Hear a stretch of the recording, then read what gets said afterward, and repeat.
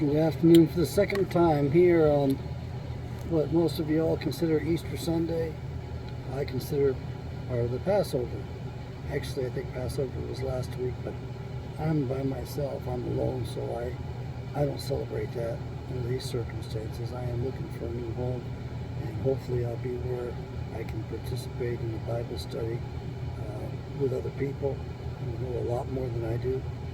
It's not going to be that hard to find, in case you're wondering. And I just need that kind of fellowship. I've been trying to, well, anyway. What I want to talk about today is that during the Sun Lakes Republican meeting, I went there specifically with the sole purpose of asking Matt Salmon, the gubernatorial candidate, I worked in his election years ago when he lost the governor's race to Janet Napolitano. She won, and I could see how she won, and it was a magnificent stroke. It was a stroke of genius. So based upon that political genius, she did deserve to win, but not on anything else. Basically, the third party in the race, I hate these three-way races. I think states should be smart enough to realize that if a person doesn't get the majority, if you don't get 51%, then have a runoff between the two highest candidates and make sure that it's the people's will and it's not just some weird thing that, like happened with Napolitano, like happened with Bill Clinton. Anyway, Janet Napolitano came to the defense of Matt Salmon, who was retired from Congress at that point. He was a man of his word. He said he was only going to serve for so long, and that he was going to leave and retire because he felt that somebody else needed to, come up into play. And as a result, it was Andy Biggs, who was the congressman of this. But he showed up at this particular shindig. Anyway, Matt Salmon is a Mormon with Church of Latter-day Saints. I guess they don't argue too much about politically correctness. They're a little bit bigger men, I guess, than the others are.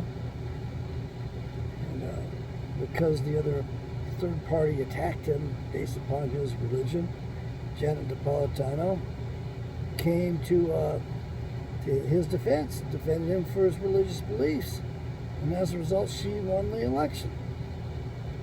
That was a bad twist for the state of Arizona. We were pretty let down. J.D. Hayworth lost at that time.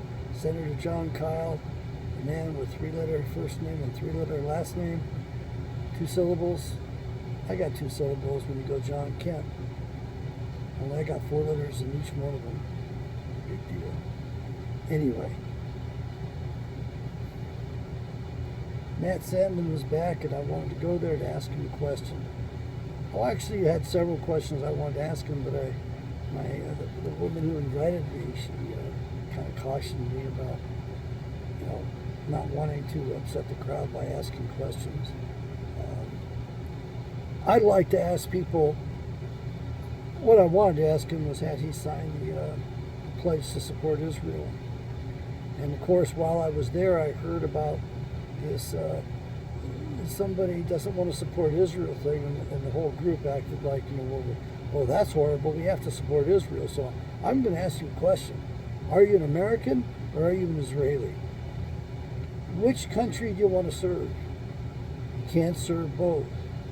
Which one do you serve? So that's my big deal, because all these congressmen, when they take office, they're faxed over a pledge that they have to sign to support Israel. And if they don't sign it, they don't get good committee assignments, and they don't get fundraising, and they don't get reelected. You either sign that pledge or you're out. You're gone after one term. There was a woman, a Negro woman. I prefer that term. I prefer black. That's what we called them when I was in college, and they were happy with that. This African American stuff, this hyphenated American, I think it was Teddy Roosevelt said, was no kind of an American at all. I find it insulting because I've got African Americans and they're white as can be. They're pasty guys from South Africa. Oh, but that doesn't count, right? And then you got some folks in Egypt that are a bit different as well. That doesn't count, right? Ah, man. Y'all a bunch of racists. Anyway, I finally got up at the end, and after trying several times, and Andy Biggs took my question, and I asked him, will the gubernatorial candidates commit to establishing the Arizona Militia? I don't know exactly what else I said, but what I want to tell you is that in 1812, I did say that, and I corrected myself. In 1912, Arizona became a state. It was known as the baby state, the 48th state, the last state in the continental United States to become a state. In my opinion, it's still a doggone territory. I'm not real happy with it. They didn't treat me very well. Anyway, I wanted to know if the gubernatorial candidates would commit to authorizing the Arizona Militia. And I told them, it won't cost you a cent. You won't have to buy any arms. You won't have to pay for any ammunition. The men will bring it themselves. They'll supply it themselves. But you will have to pay to defend it all the way to the Supreme Court of the United States of America. And would they commit to tasking the Arizona Militia to do as it was explicitly written in the Constitution? And that is to quell insurrections and repel invasions. Now, there's no way around that, folks. If that goes to the Supreme Court justices have to rule it constitutional because it's right in there. It's in black and white. However, I made one big point. The only time the word necessary is mentioned in the entire Constitution is in the Second Amendment. Not even the legislative branch, not even the judicial branch, not even the executive branch. None of those are called necessary. The only one called necessary is the militia, a well-regulated militia, which means self-rule. It also means that we don't really need a professional police. However, if we're going to have a police, they could call upon the militia, and if the militia concurs with the police or with the sheriff or with the state police that the action is proper, they'll have the backing of the militia. Now that's going to be some arms. That's going to be some strength. It's not going to be just a show of force. It's going to be force. Oh, and by the way, before I miss the opportunity, let me applaud Barack Hussein Obama, President Obama, the genius he is. He didn't give me this idea. It's a woman named Patricia over in the South who ran for Congress and didn't make it. So hats off to Patricia Wheat. It was her that brought this to my attention. We need our militias. The militias can show up at the border armed up. And believe me, we'll probably have a few 100,000 men down there, not just tens of thousands. And those Border Patrol officers that are like dispatch one for every 200 of those invaders, they ain't immigrants, folks. They're not illegal immigrants. They're invaders. Learn to control your language. Learn to use your language and not the language of the enemy, because you use the enemy's language and you lose. I know, I lose way too much. So, if the sheriff is out there and he needs some help, I know you say get a posse and all that. Oh no, bring in the militia. A militia is well regulated, which means there's going to be men in charge, men underneath other men. They're going to have a chain of command. The other thing is it requires a man to be in good standing. He has to be a citizen. Most of the other states that were founded earlier had militias in their state constitutions, and these were mirrored after the Bible. So most of them gave the age of 20 years of age. Some, I think, might have been younger. Some might have been 21. But in the Israelite tradition, only a man 20 years and above in age could go to war. They wouldn't let anybody below that go. And I happen to agree with that. The 18-year-olds are just too damn naive, and you can brainwash them and cut them loose and have them do anything, sadly.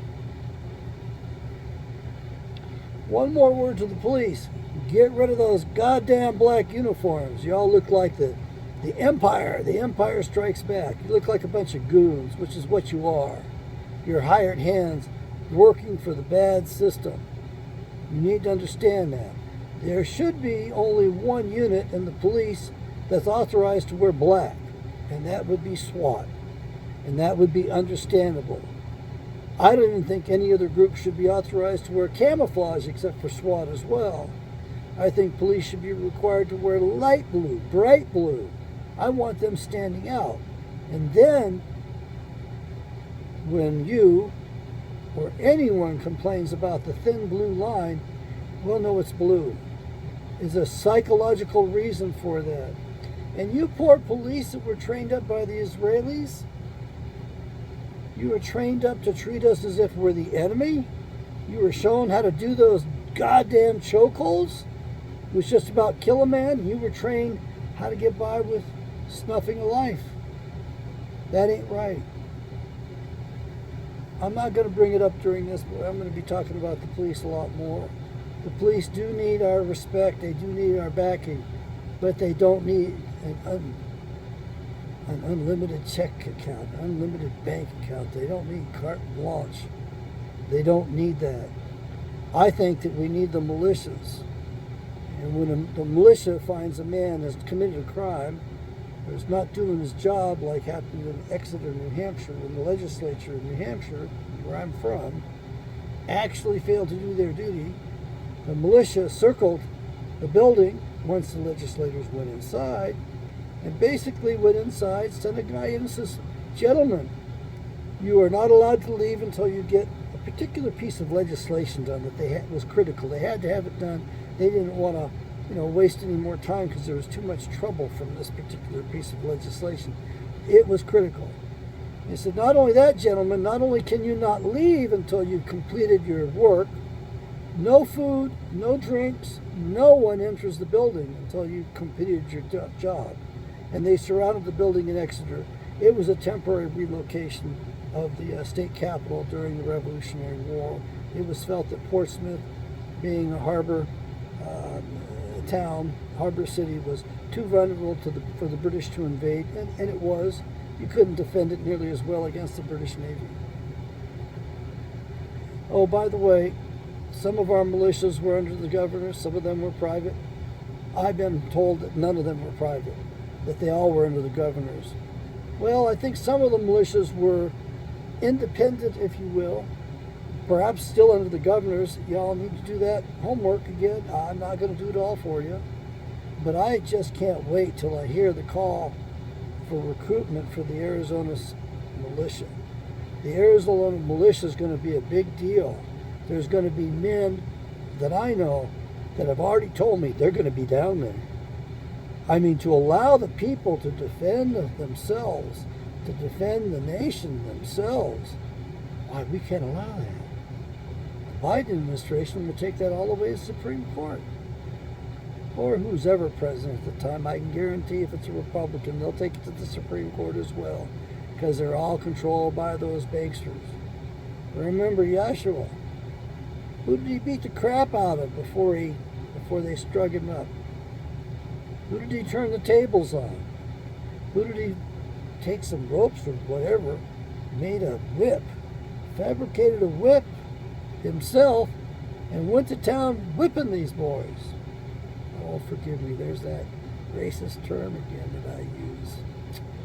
We can't even talk regular language without getting accused of all kinds of shit. What we have going on in D.C. and in these state capitals is nothing but a shit show. We got better hope at the states. I still think we need to do away with these constitutional governments. According to Patricia Wheat, who ran for Congress one time, it was not successful. Very unfortunate.